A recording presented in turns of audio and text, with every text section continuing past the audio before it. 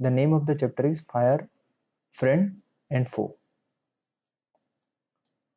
तो सबसे पहले ये क्वेश्चन 1 है जो कि कॉम्प्रिहेंशन चेक पेज नंबर 118 पर है क्वेश्चंस। फर्स्ट क्वेश्चन है mark the correct answer in each of the following. यानी ये जो हमको क्वेश्चंस दिए हैं इनके ऑप्शंस दिए हैं और इन ऑप्शंस में से हमें करेक्ट ऑप्शन को चूज करना है। Early man was frightened of lightning and volcanoes, the damage caused by them, or fire। तो early man was frightened of fire, तो ये इसका करेक्ट आंसर है, फायर। तो ये करेक्ट आंसर है। सेकंड पार्ट है, सेकंड क्वेश्चन में 3 ऑप्शंस आर देयर, इसमें एक सही ऑप्शन है। Fire is energy, fire is heat and light, fire is the result of a chemical reaction. तो जब हमने चैप्टर पढ़ा था अपने पिछले वीडियो में तो हमने देखा था कि fire is the result of a chemical reaction. तो इसका आंसर है fire is the result of a chemical reaction. यानी फायर एक केमिकल रिएक्शन से आग लगती है। वो केमिकल रिएक्शन में ऑक्सीजन, कार्बन और हाइड्रोजन के मॉलिक्यूल्स जब फ्यूल के साथ एक साथ कंबाइन होते हैं तो आग लगती है। ये हमने चैप्टर में पढ़ा था। तो ये हमारा करेक्ट आंसर है सी।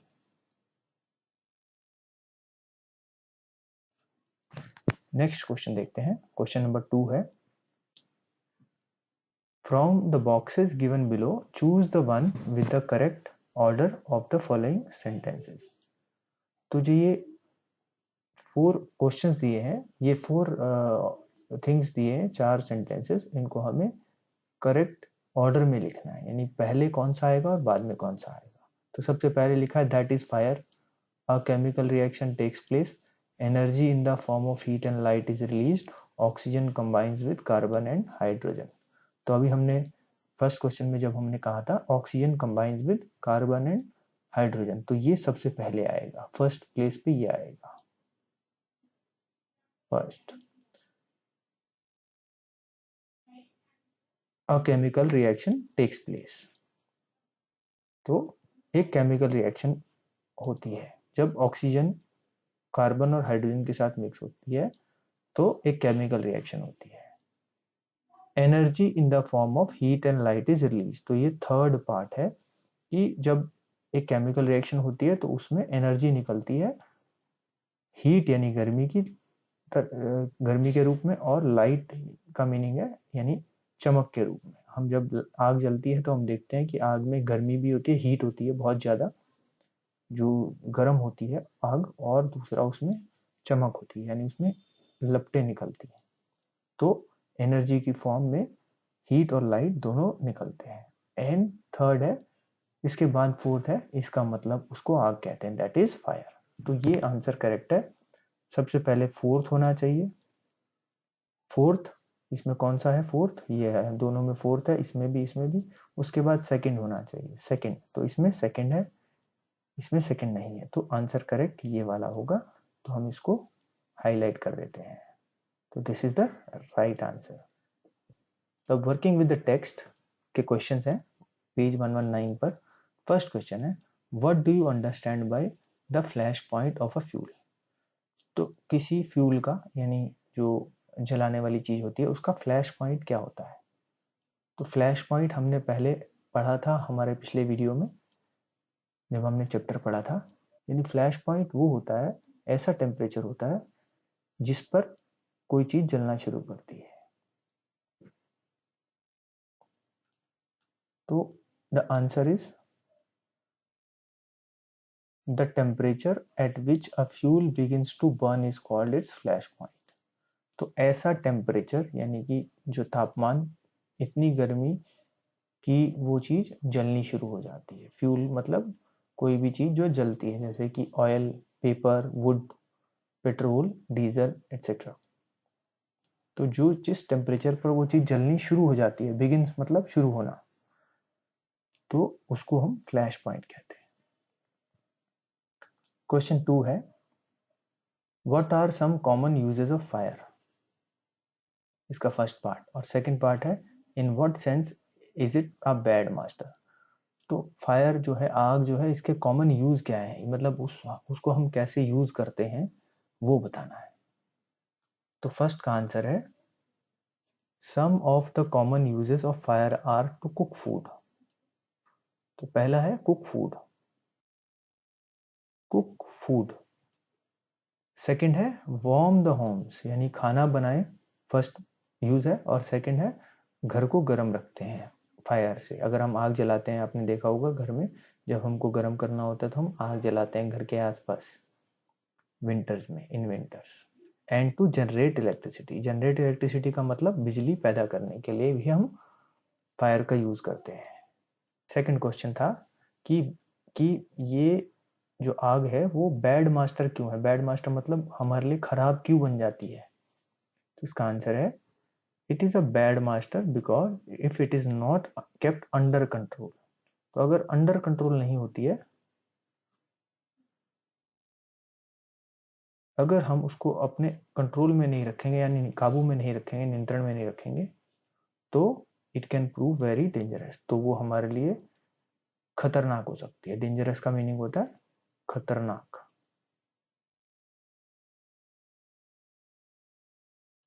Each year thousands of homes and shops are damaged by fire। हर साल हजारों घर और शॉप्स जो होते हैं वो डैमेज हो जाते हैं फायर से। डैमेज का मतलब होता है नुकसान हो जाता है उनको। डैमेज का मीनिंग है नुकसान। वास्ट एरियाज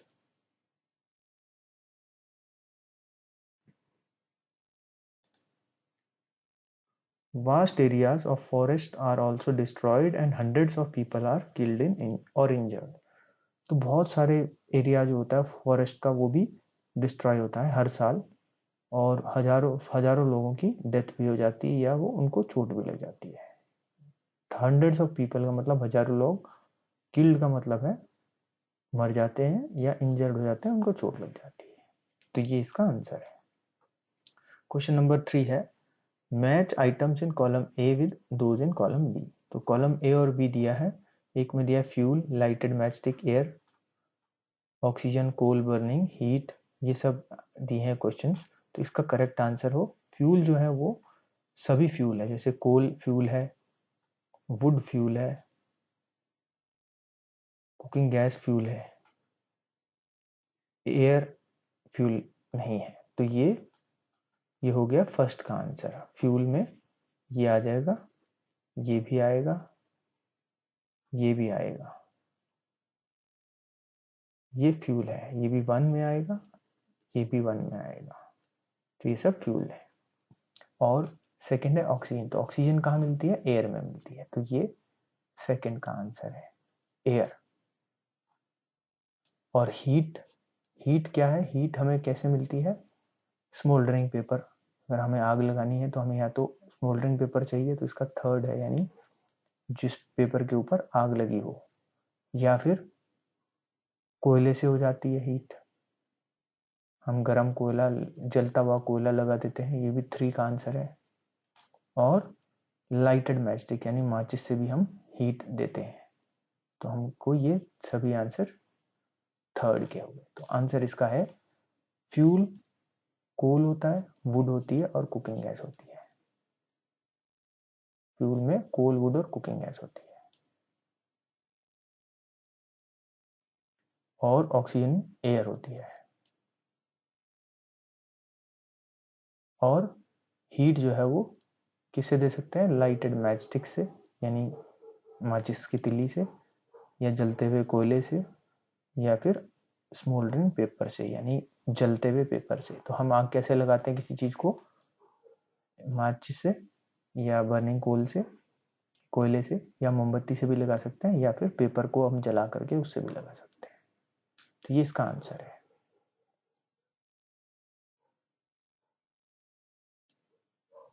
व्हाट, क्वेश्चन 4 है what are the 3 main ways in which a fire can be control or put out. Put out का मतलब बंद कर दें या कंट्रोल कर दें। तो कौन से ऐसी 3 तरीके हैं जिससे हम आग बुझा सकते हैं या कंट्रोल कर सकते हैं आग को। तो इसका आंसर है फायर कैन बी कंट्रोल्ड और put out by taking away one of the 3 things required for the burning. तो आग को हम कैसे बुझा सकते हैं या कंट्रोल कर सकते हैं, अगर कोई 3 चीजों में से एक भी चीज को हम निकाल दें। वो कौन सी 3 चीजें? एक तो है फ्यूल जिससे आग लगती है, सेकंड है ऑक्सीजन जिससे जो आग के लिए जरूरी है, और थर्ड है हीट। तो अगर हम इन तीनों में से एक भी चीज को आग से निकाल दें तो आग बंद हो जाएगी। तो इसको वन बाय वन पढ़ते हैं। The first way is to take away the fuel. तो हम फ्यूल अगर हम निकाल दें तो भी आग बंद हो जाती है। If the fire has no fuel to feed on, no burning can take place. अगर आग के अंदर फ्यूल ही नहीं होगा तो वो आग नहीं लग सकती, यानी आग जलेगी नहीं। सेकंड है the second way is to prevent oxygen from reaching it. तो सेकंड चीज है ऑक्सीजन। तो अगर हम ऑक्सीजन को आग के पास पहुंचने से रोक दें तो भी आग बंद हो जाएगी। Small fires can be put out with a damp blanket or a sac. तो जो छोटी मोटी फायर होती हैं घर के आस पर लग जाती हैं, घर में लग जाती हैं, तो उसमें सबसे बढ़िया होता है कि हम जो एक गीला, डैम का मतलब होता है गीला, ब्लैंकेट यानी कंबल, एक गीला कंबल या फिर एक बोरी, गीली बोरी अगर आग के ऊपर डाल देते हैं तो आग बुझ जाती है। क्यों बुझ जाती है? क्योंकि जब हम ऐसा करते हैं तो उसमें ऑक्सीजन नहीं पहुंच पाती है आग में। जब हम उसको ढक देते हैं तो उसके अंदर हवा नहीं पहुंच पाती है जिसमें ऑक्सीजन होता है, और ऑक्सीजन नहीं पहुंच पाती इसलिए आग बंद हो जाती है। Sometimes carbon dioxide is also use for extinguishing fire. और कभी कभी आग को बंद करने के लिए हम कार्बन डाइऑक्साइड का भी यूज करते हैं। ये कार्बन डाइऑक्साइड एक गैस होती है जो कि एक सिलेंडर में होती है। फायर फाइटिंग के लिए सिलेंडर्स होते हैं, उनमें होती है, जो हम उससे फायर एक्सटिंग्विशर से आग को बुझा देते हैं। एक्सटिंग्विशिंग का मतलब होता है आग बुझाना, एक्सटिंग्विशिंग फायर का मतलब है आग बुझाना। अब थर्ड है the third way of putting out a fire is to remove the heat. और तीसरा तरीका है आग को रोकने का, हीट। अगर हम उसे हीट को रोक दें, यानी उसका टेम्परेचर को कम कर दें, जो उसमें गर्मी है उसको कम कर दें, तो आग बंद हो जाती है। वो कैसे हो जाती है बंद? If the temperature can be brought down below the flash point the fuel stops burning. तो जो भी चीज जल रही है उसके ऊपर अगर हम कुछ ऐसा डालें जिससे कि उसका टेम्परेचर कम हो जाए, यानी उसकी गर्मी कम हो जाए, और फ्लैश पॉइंट जो उसका टेम्परेचर है उससे कम हो जाए टेम्परेचर उसका, तो आग रुक जाएगी। Blowing on a burning matchstick और a candle removes the hot air around the flame, bringing down its temperature below the flash point. तो इसका एग्जाम्पल है जब हम कभी माचिस को जलाते हैं या कैंडल को जलाते हैं, तो हम उस पर जब जोर से हवा मारते हैं मुंह से, तो उसके जो कैंडल होती है वो बुझ जाती है। वो क्यों बुझ जाती है? क्योंकि उसके ऊपर जो है हवा जब मारते हैं तो उसका जो टेम्परेचर होता है फ्लैश पॉइंट से कम हो जाता है, इसलिए वो आग बुझ जाती है। Sometimes water is spread on a fire. तो कभी कभी हम पानी को स्प्रे करते हैं, पानी का स्प्रे मार देते हैं वाटर का, तो तब भी आग बुझ जाती है। It absorbs heat from the burning fuel and lowers the temperature. तो पानी क्या करता है? जब पानी हम उस किसी चीज पे फेंकते हैं तो वो हीट एब्जॉर्ब कर लेता है, यानी गर्मी को कम कर देता है, और इसकी वजह से आग जो है वो लोअर टेम्परेचर होने के कारण बुझ जाती है, उसका फ्लैश पॉइंट से भी कम टेम्परेचर हो जाता है। It also cuts of the supply of oxygen. और दूसरा, जब पानी हम डालते हैं उसके ऊपर तो उसकी ऑक्सीजन भी उसमें नहीं रहती है, इसलिए भी आग बंद हो जाती है। एक्सटिंग्विश का मतलब बंद हो जाती है। क्वेश्चन 5 है match the items in box A and box B. तो ये बॉक्स ए है और ये बॉक्स बी है, इनके आइटम्स मैच करना है। जैसे कि टू बर्न पेपर और अ पीस ऑफ वुड, इसमें जो 5 है इनमें होगा we heat it before it catches fire. यानी हमें अगर पेपर को या वुड को जलाना है तो हमें उसको पहले गर्म करना पड़ता है, हीट करनी पड़ता है। किस चीज से हीट करते हैं? मैच स्टिक से या कोल से या पेपर से। जब भी हमें कभी लकड़ी जलानी होती है तो हम किस चीज का यूज करते हैं? माचिस का, है ना। तो हमें हीट करना होता है। तो ये इसका आंसर है फर्स्ट का, तो यहाँ हम फर्स्ट लिख सकते हैं। सेकंड है small fires can be put out with a damp blanket, यानी अगर छोटी फायर होती है तो हम उसको बुझा सकते हैं गीले कंबल से, डैम्प ब्लैंकेट का मतलब है। तो ये सेकंड का आंसर है। When water is spread on fire, जब हम पानी मारते हैं आग के ऊपर तो it absorbs heat from the burning material and lowers the temperature, तो पानी जो है वो आग जो जल रही होती है उसको, उसकी गर्मी को कम करके उसका टेम्परेचर कम कर देता है और आग बुझ जाती है। तो ये थर्ड है। फोर्थ है a carbon dioxide extinguisher is the best thing, तो ये कार्बन डाइऑक्साइड जो एक्सटिंग्विशर होता है, आग बुझाने वाली चीज होती है, वो to put out an electrical fire, वो यूज होती है, वो सबसे बढ़िया है जो इलेक्ट्रिकल फायर होती है, यानी आग बिजली में जो लगी होती है, आग बिजली की आग, उसको बंद करने के लिए कार्बन डाइऑक्साइड वाला एक्सटिंग्विशर सबसे बढ़िया होता है। तो ये फोर्थ हो गया। फिफ्थ है स्पेस लेफ्ट बिटवीन बिल्डिंग्स, यानी जो बिल्डिंग्स होती हैं उनके बीच में अगर हम स्पेस रखते हैं तो वो क्या करता है, reduces the risk of fire, यानी वो फायर लगने का चांस, रिस्क को कम कर देता है। तो ये है फिफ्थ का आंसर। तो ये हमने सभी कर लिए हैं, तो इनका करेक्ट आंसर ये है। ए में है to burn paper or piece of wood, we heat it before it catches fire, तो हमने ये किया था, सही है। Fire, small fires can be put out with a damp blanket, when water is spread on fire it absorbs heat from the burning material and lowers the temperature. A carbon dioxide extinguisher is best thing to put out an electrical fire.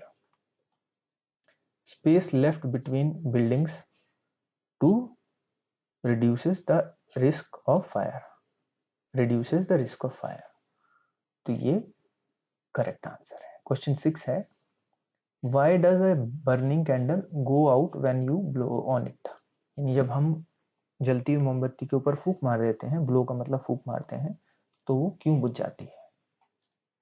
तो इसका answer है अ burning candle goes out when we blow on it because blowing removes the hot air around the flame, bringing down its temperature to below the flash point। तो जब हम एक burning candle यानी जलती हुई कैंडल को फूंक मारते हैं, ब्लो करते हैं, तो वो हवा मारने से उसका जो जो हॉट एयर होती है उसके आसपास वो चली जाती है और उसकी जगह ठंडा टेम्परेचर हो जाता है, क्योंकि हमने जब फूंक मारी वो ठंडी है, तो वो उसके टेम्परेचर को कम कर देती है और जो कि फ्लैश पॉइंट से कम होता है उसके कैंडल के, तो इसलिए वो आग बुझ जाती है। क्वेश्चन 7 है spraying water is not a good way of putting out an oil fire or an electric fire, why not, कि अगर कोई ऑयल की यानी तेल की फायर लगती है जैसे पेट्रोल या डीजल की, या फिर इलेक्ट्रिकल फायर होती है बिजली की, तो उस पर पानी का स्प्रे करने से अच्छा नहीं है, क्यों नहीं है, ये हमें इस आंसर में बताना है क्वेश्चन के। इसका आंसर है if water is spread onto an oil fire then the oil will float to the top of the water and continue to burn, तो जब ऑयल की जो आग लगी होती है उसके ऊपर अगर हम पानी को फेंक देते हैं तो पानी जो है, लेट्स से ये एक बर्तन है और इस पे पानी पड़ा है या तेल पड़ा है, और हम अगर उसके ऊपर पानी डालते हैं तेल के ऊपर, तो वो तेल ऊपर तैरता रहता है और पानी नीचे चला जाता है। ये ऑयल है और ये वाटर है। तो सेम वे जब हम ऑयल की आग में पानी डालते हैं तो पानी नीचे चला जाता है और ऑयल उसके ऊपर फ्लोट करता रहता है, तैरते रहता है। फ्लोट का मीनिंग होता है तैरना। तो ऑयल जो है वो पानी के ऊपर तैरता रहेगा और जलता रहेगा, और ये और डेंजरस हो जाता है। This can be very dangerous because water can flow quickly carrying the burning oil with it and spreading the fire, और वो ज़्यादा डेंजरस खतरनाक इसलिए हो जाता है क्योंकि पानी क्या है वो बहेगा और उसके ऊपर है ऑयल, और ऑयल में आग लगी हुई है, तो वो पानी बहता रहेगा और आग भी बढ़ती रहेगी और स्प्रेड होती रहेगी, यानी और जगह फैलेगी आग। स्प्रेडिंग का मीनिंग होता है फैलना, तो आग फैल जाएगी अगर हम ऑयल की आग में पानी डालेंगे तो, जिससे ज़्यादा नुकसान होता है। And in case of N electric fire, जब हम इलेक्ट्रिकल फायर की बात करते हैं, बिजली की फायर की, the person spraying water might receive an electric shock and be killed. तो उसमें हम पानी इसलिए नहीं डालते क्योंकि अगर हम जो आदमी पानी डालेगा आग, जो बिजली की आग है उसमें, तो जो उसको इलेक्ट्रिक शॉक लग सकता है, यानी बिजली का करंट लग सकता है, झटका लग सकता है और उसकी डेथ भी हो सकती है। तो इसलिए therefore spraying water is not a good way of putting out an oil fire on an electrical fire. इसलिए पानी जो है वो हमें, जो तेल की आग होती है ऑयल फायर, उस पर या फिर बिजली की आग पे नहीं डालना चाहिए। तो ये इसका करेक्ट आंसर है। क्वेश्चन नंबर 8 है, what are some of the things you should do to prevent a fire at home and in the school. तो कुछ चीजें हमें जो करनी चाहिए स्कूल में या घर में आग ना लगे उसके लिए, वो क्या है आपके हिसाब से। तो बच्चे इसका आंसर खुद सोचना चाहिए वैसे उनको, लेकिन हमने एक सजेस्टेड आंसर दिया है, आप इसको लिख सकते हैं, लेकिन अगर आप खुद सोचें तो बहुत अच्छा होगा। इसका आंसर है, the following things should be kept in mind in order to prevent fire at home and school. अगर हमें आग बुझानी है घर पर, आग को प्रिवेंट करना है यानी आग ना लगे, ऐसे क्या काम करें। सबसे पहला तो है fit smoke alarm and fire extinguisher in homes and school. तो घर में फायर एक्सटिंग्विशर या स्मोक अलार्म स्कूल में और घर में होना चाहिए, जिससे कि पता चल जाएगा जब भी धुआं निकलेगा, आग लगते साथ ही पता चल जाएगा कि आग लगी है और फायर एक्सटिंग्विशर से हम आग को बुझा सकते हैं। इसलिए हर घर में और स्कूल में फायर एक्सटिंग्विशर और स्मोक अलार्म होना चाहिए। Take care before you leave the gas stove unattended. यानी जब घर में जो गैस जहाँ कुकिंग हो रही होती है उसको जलते हुए गैस स्टोव को नहीं छोड़ के जाना चाहिए। Put the gas regulator on off after you finish the cooking work in kitchen. जब भी काम खत्म हो जाए किचन में कुकिंग का, तो फिर हमें गैस का जो स्टोव है उसको ऑफ करना चाहिए और उसका जो रेगुलेटर होगा है उसको भी ऑफ करना चाहिए, ताकि हमारे पास डबल सेफ्टी रहे, आग ना लगे। Non cooking equipment such as plastic towel etcetera must be kept away from the gas stove. तो गैस स्टोव से कुछ आइटम दूर रखना चाहिए, जैसे कि प्लास्टिक के आइटम है या कोई टॉवल है, कपड़ा है, ताकि वो ना जले। Electrical appliances such as room heaters should be kept away from curtains, furnishings and flammable items. तो जो बिजली के अप्लायंसेस हैं जैसे कि हीटर है, रूम हीटर है, प्रेस है, इन्हें रूम हीटर्स हैं, उन्हें कर्टन से यानी पर्दों से, कपड़ों से या और चद्दर वगैरह से या और जलने वाले आइटम से दूर रखना चाहिए ताकि आग ना लगे। Mock fire drills can be conducted in schools as well as homes. यानी जो बच्चों को फायर ड्रिल्स करानी चाहिए स्कूल में। फायर ड्रिल्स का मतलब होता है कि अगर बाई चांस आग लगती है स्कूल में, तो उससे पहले उसकी हम रिहर्सल करें, ये क्या क्या चीज़ें, बच्चों को कहाँ जाना है, कैसे करना है, कौन कहाँ पर क्या पड़ा है, कहाँ पर से फायर एक्सटिंग्विशर होगा, बच्चों की एग्जिट गेट कौन सी है जहाँ से बच्चे निकलेंगे अगर फायर लगती है तो वो हमको प्रैक्टिस करना जरूरी है। Everyone must be acquainted with the emergency exit in case of fire.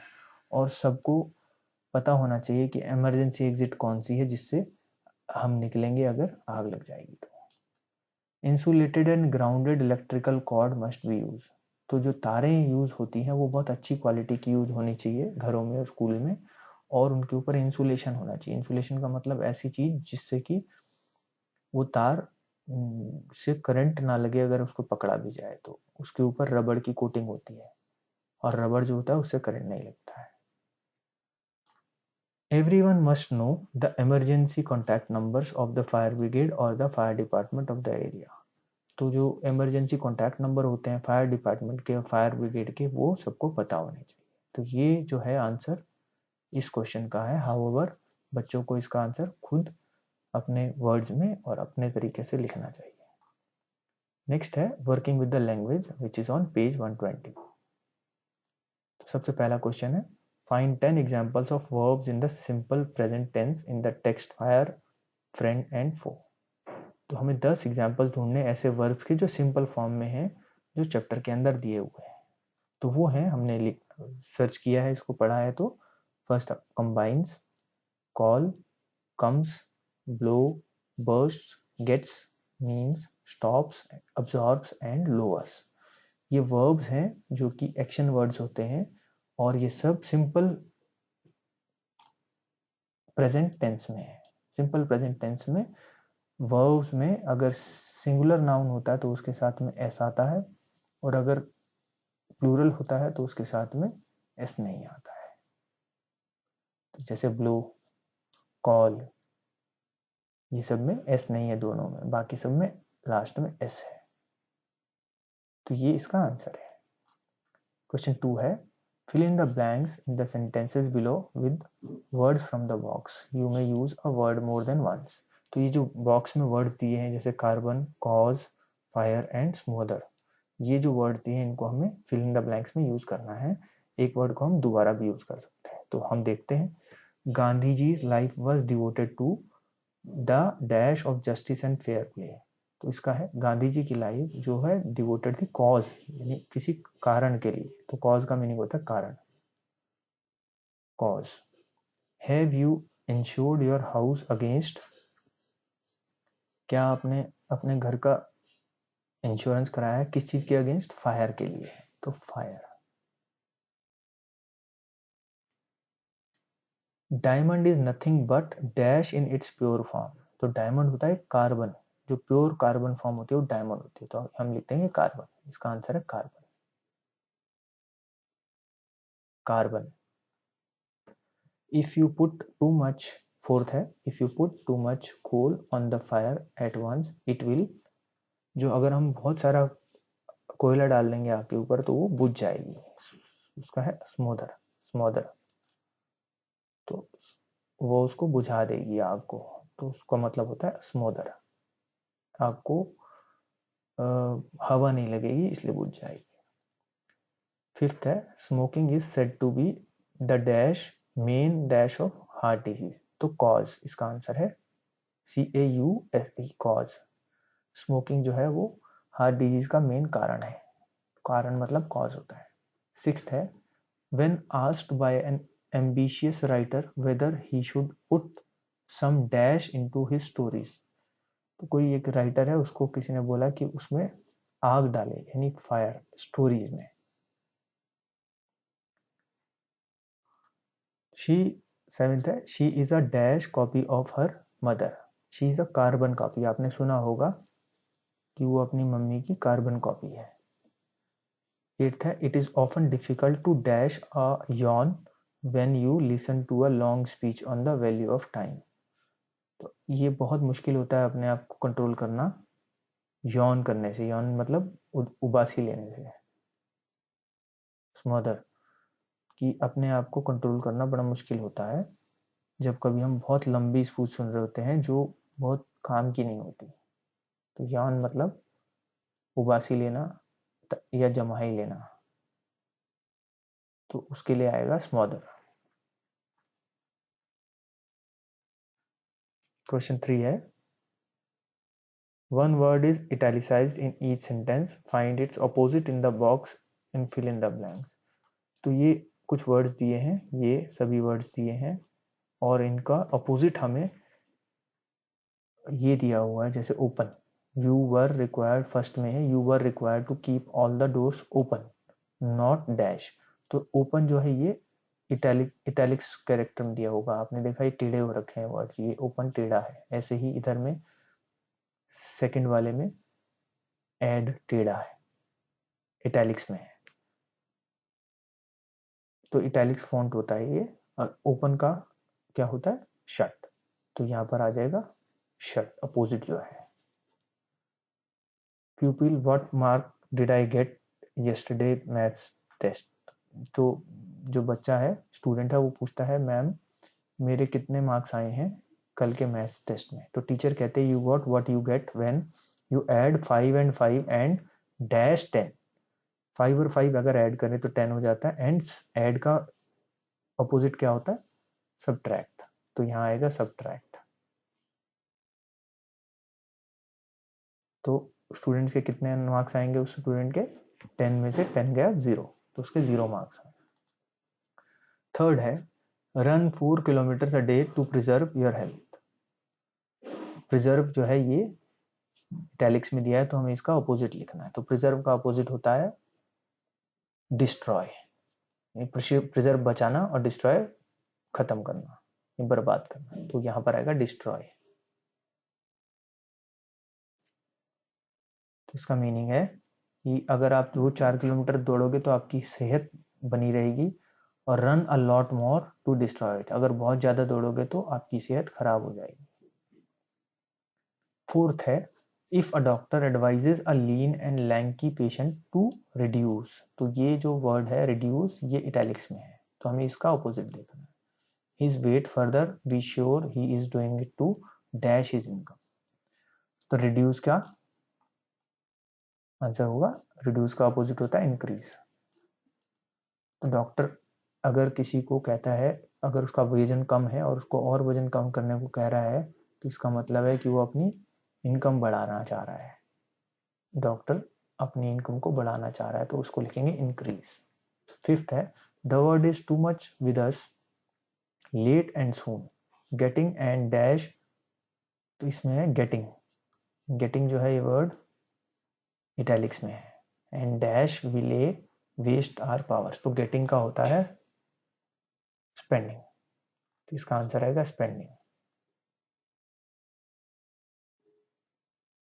Spending.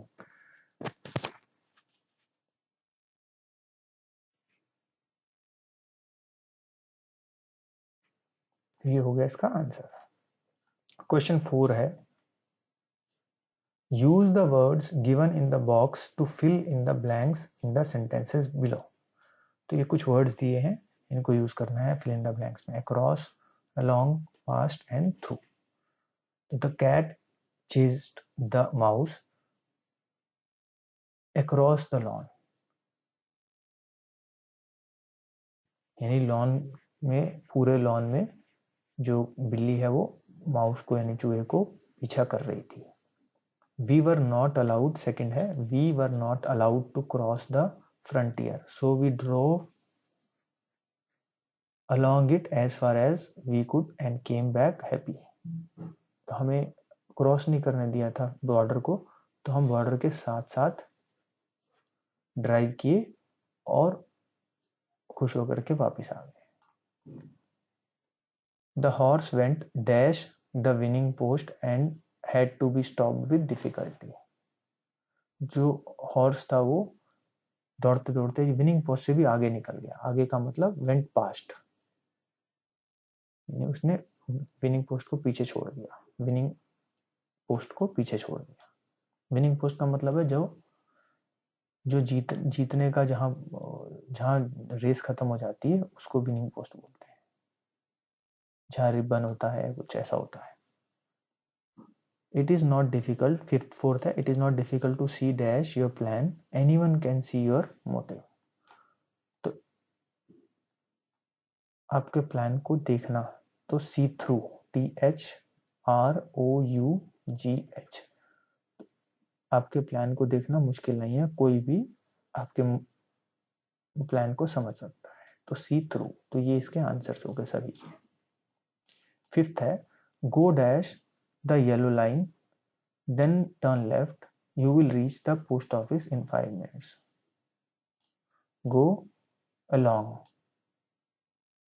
Go along, go along the yellow line, यानी येलो लाइन के साथ साथ जाओ और फिर लेफ्ट टर्न कर जाओ, तो आप पोस्ट ऑफिस पहुंच जाओगे 5 मिनट में। तो ये इसका आंसर है।